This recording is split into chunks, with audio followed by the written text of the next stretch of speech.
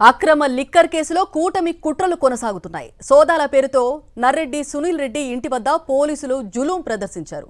హైదరాబాద్లోని సునీల్ ఇంటి వద్ద లాయర్లను ఇంట్లోకి అనుమతించనీయకుండా సిట్ అధికారులు అడ్డుకున్నారు. పోలీసుల తీరుపై న్యాయవాదులు అనుమానం వ్యక్తం చేస్తున్న పరిస్థితి కనిపిస్తోంది. లిక్కర్ అక్రమ కేసులో కూటమి కుట్రలు కొనసాగుతున్నాయి. సోదాల పేరుతో నర్రెడ్డి సునీల్ రెడ్డి ఇంటి వద్ద పోలీసుల జులుం ప్రదర్శించారు. హైదరాబాద్లోని సునీల్ ఇంటి వద్ద లాయర్లను ఇంట్లోకి అనుమతించనీయకుండా సిట్ అధికారులు అడ్డుకున్నారు. పోలీసుల తీరుపై అనుమానాలు వ్యక్తం చేస్తున్నారు న్యాయవాదులు. ఇక ఇదే విషయానికి సంబంధించి మరింత సమాచారం మా ప్రతినిధి సతీష్ అడిగి తెలుసుకుందాం. సతీష్, అంజలి, మద్యం అక్రమ కేసు విచారణ సందర్భంగా పోలీసులు అనుసరిస్తున్నటువంటి తీరు, ముఖ్యంగా కూటమి ప్రభుత్వం ఆదేశాలని అమలు చేయడమే విచారణగా భావిస్తున్నటువంటి చిట్టు మరొకసారి వ్యవహరిస్తోంది.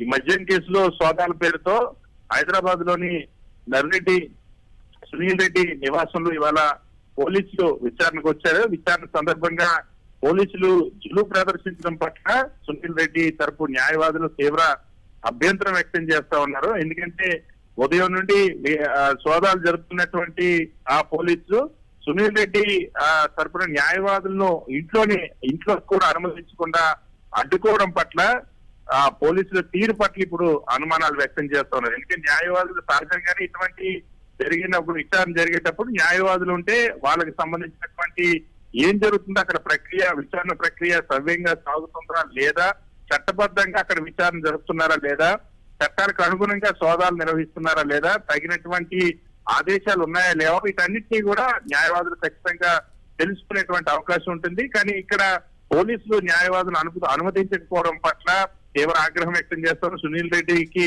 అందాల్సినటువంటి న్యాయ సహాయం అందకుండా కుట్రపూరితంగా వ్యవహరించడం అనేది, ఉద్దేశపూర్వకంగా ఇక్కడ సునీల్ రెడ్డి ఇంటి వద్ద సోదాలు చేయడం, పోలీసుల వైఖరి పట్ల న్యాయవాదులు కూడా తీవ్ర ఆగ్రహం వ్యక్తం చేసి అక్కడ బైఠాయించినటువంటి పరిస్థితి.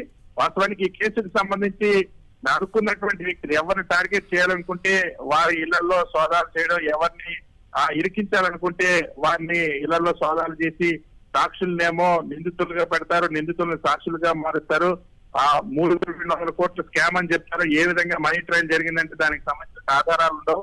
అసలు సంబంధం లేని వ్యక్తుల్లో ఇప్పుడు వాస్తవానికి నర్రెడ్డి సునీల్ రెడ్డి కూడా గత ప్రభుత్వంలో ఎటువంటి ప్రభుత్వ హోదాలో కానీ లేదా నామినేటెడ్ పదవిలో కానీ ఎక్కడ పనిచేసినటువంటి దాఖలాలు లేవు. బెవరేజెస్ కార్పొరేషన్ లో ఈ కేసుకు సంబంధించి అసలు బెవరేజ్ కార్పొరేషన్ కి ఎటువంటి సంబంధం కూడా లేదు. సో ఇప్పుడు ఈ సోదాలు నిర్వహించడం, ఈ కేసులో అక్రమంగా ఇరికించేటువంటి ప్రయత్నం చేస్తున్నారన్న అనుమానాలు వ్యక్తం అవుతున్నాయి.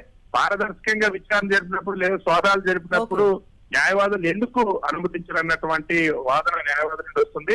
సునీల్ రెడ్డి న్యాయవాదులు పోలీసుల జులుంకి నిరసన తెలుస్తున్నా ఇంటి దగ్గరే ఆందోళన వ్యక్తం చేస్తున్నటువంటి పరిస్థితి కనిపిస్తుంది. Right Satish, thank you.